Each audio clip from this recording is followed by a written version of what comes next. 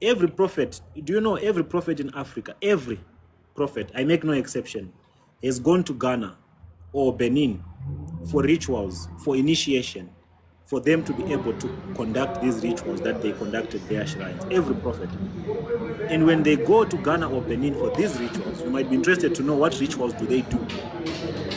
Because when one talks of rituals, you're probably thinking they're slaughtering goats, they're slaughtering animals, etc. No, I get you. Like sometimes I do watch these things and I see them where they speak of those false The ritual that prophets. they actually do to get a small house is called a submissive ritual. That's the main common that every prophet has gone under. Every prophet has gone through this ritual. Every anyone that calls himself a prophet. So when they go to Benin, they are made to sleep in a dark room for 3 days. And in these 3 days, they have to undergo this submissive ritual, whereby the gods of Benin will be coming in this room. You don't know how many gods. They call them godfathers. They will be coming in this dark room where you will be sleeping naked, and you are supposed to sleep in there naked. They will be visiting you each and every minute, each and every hour, to make you pick up the soap. And every time they visit you, you have to pick up the soap. Every time they visit you, you have to pick up the soap. So this ritual is meant to make you submissive to them.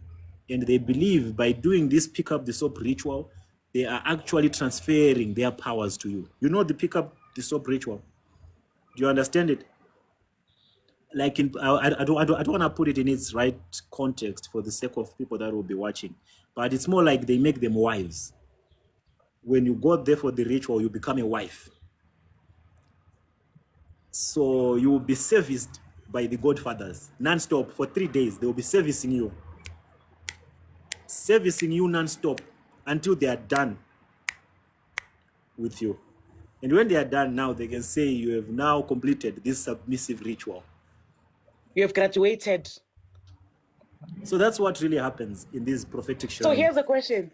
So do those pastors have wives? Yeah, they do, but the wives are just for decoration. They don't really utilize their wives.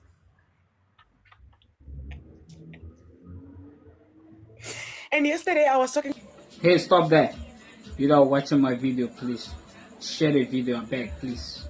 I don't want to waste time. Thank you for watching it. Exactly. Yeah. Like, okay. How do you travel with your wife from home to church? And then when you're about to preach, you greet your wife.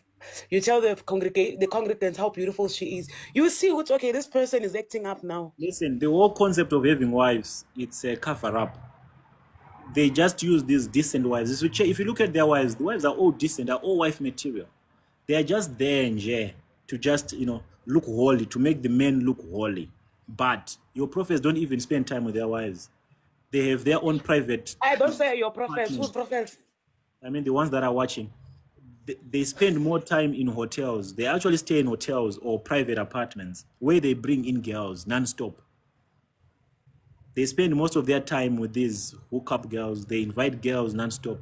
And a day, an average prophet sleeps with more than 5 girls a day.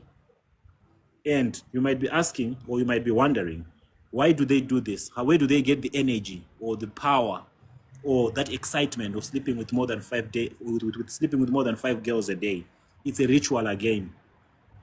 So whenever they come back from Ghana, or when they come back from Ghana, they have to maintain the covenant that they made in Ghana by robbing young girls of their stars and their glory. And how do they do that? They make sure they sleep with them without protection. So every now and then, they are forever sleeping with young girls and corrupting the destinies of these young girls. All the young girls or all the women that have ever slept with a prophet, an African prophet, their lives ends immediately. They never proceed. They never live a meaningful life, ever. That's how their destinies become thwarted or crushed. That will be the end of their entire existence. They'll still be alive, but walking dead. Because during this ritual, there's a transfer that happens. When they sleep with young girls, there's a transfer that happens. You as a young girl, you think Papa likes you. He just wants to have you in comfort or just have intercourse with you. But what you do not know is When you are engaging with Papa, when you are sleeping with Papa, it's not Papa that you're sleeping with. You are sleeping with an entire demon. That's why they don't get tired of this ritual of sleeping with young women left, right, and center. So when you go there, you sleep with him. There is something that is being taken away from you, and there's something that he is living with you. From you, he takes the glory. He takes your star. He takes your entire destiny. And he leaves you with a vagabond spirit that he got from Benin when the godfathers were making him pick up the soap, when the godfathers were gang-banging him. And women love men of God. Whoa. And what they walk away with is just I'm a saying, small and these money. young girls love this man of God. No, they don't love the men of God. You see, these men have serious spells. If you attend a prophetic church as a woman, you realize that the entire service you will be wet.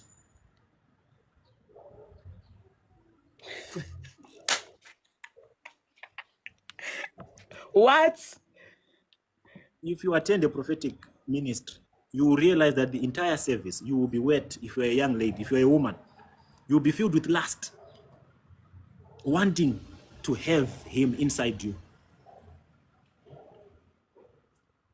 because they have that dark spell that controls women, that attracts women. That's why you realize that in all these prophetic churches, they have more women than men. And all the women in these prophetic churches have either slept with the spiritual father or with the men of God, or they're actually sleeping with the men of God. And none of them know amongst themselves. I owns him. The closer you look, the lesser you see. There's a lot happening in these occultic shrines. I call them occultic shrines. You call them churches, but I call them occultic shrines. A lot of young girls are being destroyed. Destinies are being destroyed. And, lives are actually being destroyed.